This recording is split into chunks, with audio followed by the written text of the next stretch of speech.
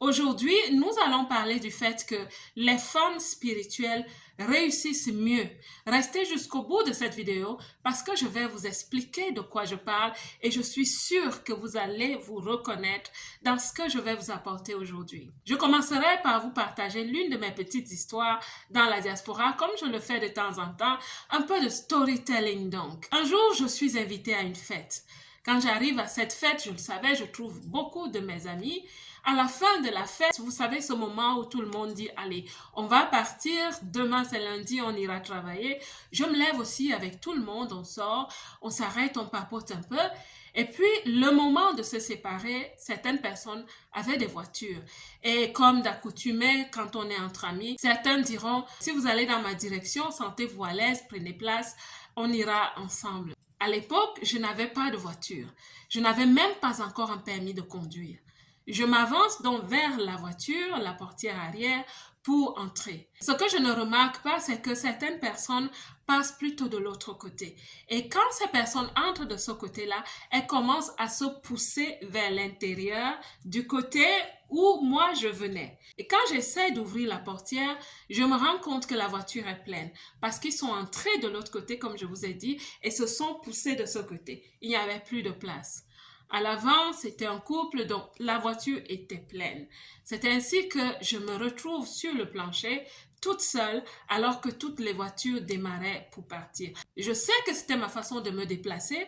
Qu'à cela ne tienne, cette situation était vraiment un peu embarrassante pour moi et je vous assure que mon estime de moi, ma confiance en moi avait été entamée. Comme d'habitude, j'ai marché vers l'arrêt du bus et je suis rentrée. C'est un moment qui a totalement changé ma vie parce que je suis allée chez moi et je sais souvent le faire, me regarder en face et me poser les bonnes questions. Je me suis dit, c'est toi qui étais sur le plancher. Tout le monde était dans la voiture.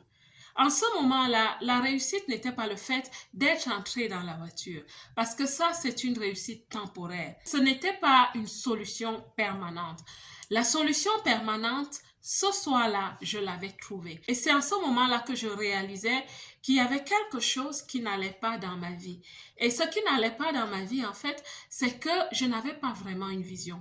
Je n'avais pas des objectifs. Je n'avais pas un plan de route. Je vivais, je me battais, mais je ne savais pas vraiment où j'allais. Et comme je ne savais pas où j'allais, je n'avais pas aussi mis en place un plan d'action pour m'équiper afin de savoir aller où j'allais. Maintenant, je vais vous dire ce que j'ai fait pour changer cette situation de façon permanente. Nous allons parler d'un outil que j'aime beaucoup utiliser, qui est la pyramide de Maslow. Sur cette pyramide, vous avez les niveaux des besoins humains. À la base, vous avez les besoins physiologiques. Moi, j'étais au niveau des besoins physiologiques. Ça veut dire quoi? Ça veut dire que je vivais pour la survie. Je ne vivais pas vraiment, j'existais. Parce que les besoins de base sont les besoins de comment est-ce que je vais dormir? Est-ce que je peux dormir quelque part? Est-ce que j'ai un lit? Est-ce que j'ai à manger? Est-ce que j'ai à boire? Vraiment les besoins qu'un bébé a aussi. Et un bébé n'est pas responsable. Il reçoit toutes ces choses, mais il n'est pas responsable. Et dans la diaspora, il y a beaucoup de personnes qui, sans le savoir, vivent à ce niveau.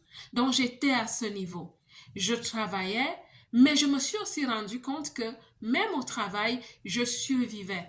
Je ne fonctionnais pas comme un être humain au niveau total. Je recevais les instructions, je les appliquais, je travaillais même de façon excellente. Je vendais mon temps pour de l'argent. Si j'avais un contrat de 36 heures, j'étais payée pour les 36 heures. Si c'était un contrat de 40 heures, j'étais payée pour les 40 heures. Je ne réfléchissais pas. Je ne produisais pas des solutions.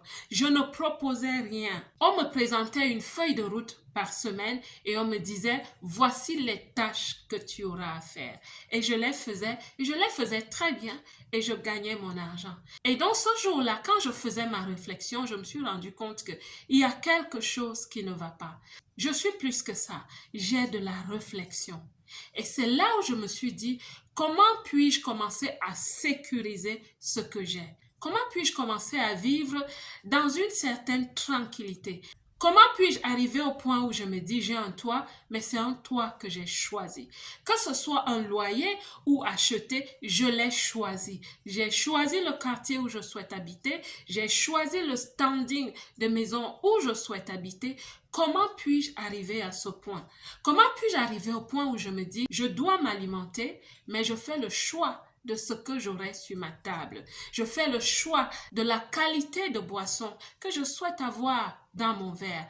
Comment puis-je arriver à ce point-là? Et c'est là où on va parler des besoins de sécurité. Comment vais-je choisir un quartier où je me sens en sécurité? C'est là où j'ai commencé à réfléchir. Et quand on parle de réflexion, on parle de spiritualité. Parce que la réflexion, elle n'est pas tangible. La réflexion te pousse à chercher des solutions. Quand tu commences à chercher des solutions, tu commences à créer des canevas pour toi-même. Et c'est là où je me dis, je souhaite devenir une femme de carrière. Parce qu'une femme de carrière est une femme stratégique, est une femme qui a une vision. Quand tu as un plan de carrière, tu as une vision de carrière. Et dans le paquet de ta vision de carrière, il y a ton élévation au niveau des connaissances. Tu es une femme qui commence à lire, qui commence à accumuler de la connaissance dans une certaine direction. Tu es aussi une femme qui commence à penser aux promotions. Parce qu'en tant que femme de carrière, il y a aussi l'élément promotion, l'élément argent dans ta façon de réfléchir. Tu commences à te dire, je souhaite devenir superviseur d'une équipe. Parce qu'un superviseur d'équipe commence à penser stratégie, commence à contribuer dans l'élaboration des stratégies. Bien que petite, mais tu es déjà dans la réflexion, dans la création des idées. Et cela, ma belle, est spirituel. Tu commences aussi à développer certaines compétences. La compétence de savoir communiquer, la compétence de savoir négocier. Les compétences ne sont pas palpables, elles sont spirituelles. Tu deviens cette personne qui commence à savoir calculer avec un plan d'action. Chaque jour, tu as une to-do list, comme on dit. Qu'est-ce que je vais faire cette semaine pour améliorer mes compétences? Qu'est-ce que je vais faire cette semaine pour pouvoir participer à cette réunion et apporter de la connaissance aux autres? Que vais-je faire cette semaine pour améliorer mes capacités? Tu deviens une femme un peu spirituelle. Parce qu'une femme qui est au niveau opérationnel, qui est là pour gérer les besoins de survie, cette femme ne peut pas vraiment s'élever. Quand on est au niveau opérationnel, son salaire est aussi bas parce que c'est là où on trouve les salaires les plus bas. Et généralement, l'état d'esprit n'est pas aussi élevé qu'on peut oser aller vers le patron pour négocier son salaire. Et ce que j'avais aussi compris, c'est que ce jour-là où j'étais restée sur le plancher, beaucoup de choses s'étaient passées en moi. J'avais compris que, en fait, je n'appartenais pas. Mon besoin d'appartenance n'était pas comblé. J'étais parmi des gens, je n'appartenais pas vraiment à ce groupe parce que j'avais des limitations. Je ne pouvais pas aller où ils allaient. Et quand vous êtes dans la diaspora et que vous avez encore certaines limitations, vous allez me comprendre. Dans cette période-là, je me souviens aussi, j'étais cette personne qui, quand elle allait à une fête, elle devait rentrer avant minuit. Ça ne plaisait pas beaucoup à mes amis, mais j'étais fatiguée d'attendre les autres qui avaient une voiture pour me ramener vers 2h, 3h du matin. Et vous savez, le transport public s'arrête avant minuit. Donc, il fallait que je cours pour le transport public. Vous voyez, vous êtes dans un groupe, mais vous n'appartenez pas vraiment.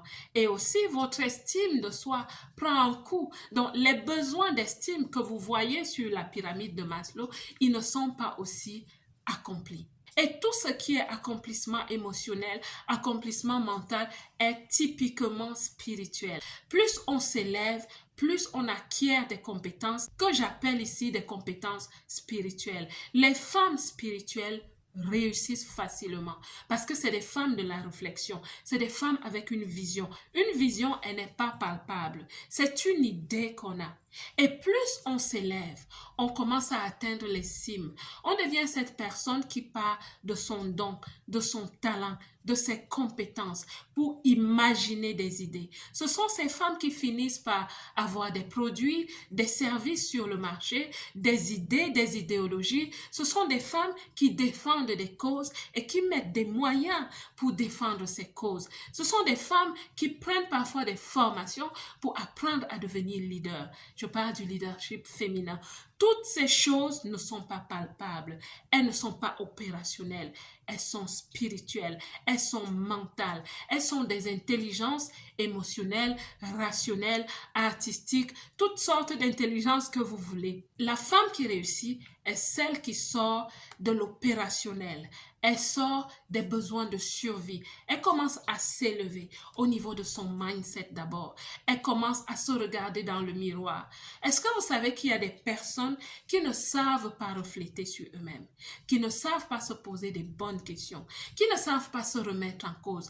Et ça, c'est dangereux parce que pour ces personnes, la responsabilité est sur les autres et une femme spirituelle est une femme qui connaît ses responsabilités. Quand ça va bien, quand ça ne va pas bien, elle sait ce qu'elle doit faire. Elle sait comment se remonter les bretelles pour devenir cette femme qui réussit. J'espère que cette vidéo vous a parlé, qu'au moins elle vous a donné une semence de réflexion. Oui, les femmes spirituelles sont celles qui réussissent parce qu'elles comprennent que la vie n'est pas simplement l'existence. Vous pouvez exister sans vivre. La vie, c'est vraiment de prendre sa vie en main, d'être en charge, d'être au contrôle de sa propre vie, de poser une fondation, d'élever des piliers et finalement de devenir cette femme qui va tellement réussir qu'elle commence à impacter les autres. Les femmes spirituelles sont celles qui réussissent le mieux. La belle diaspora, dis-moi ce que tu penses de cette vidéo. Énormément d'entre vous, vous revenez parfois sur mes vidéos. Vous ne laissez pas de commentaires, vous ne laissez même pas un like. Les femmes spirituelles sont aussi vraiment généreuses. Si vous avez appris quelque chose, dites-moi dans les commentaires, on se développe ensemble. La belle diaspora, que Dieu vous bénisse. Quant à moi, comme d'habitude, je vous aime.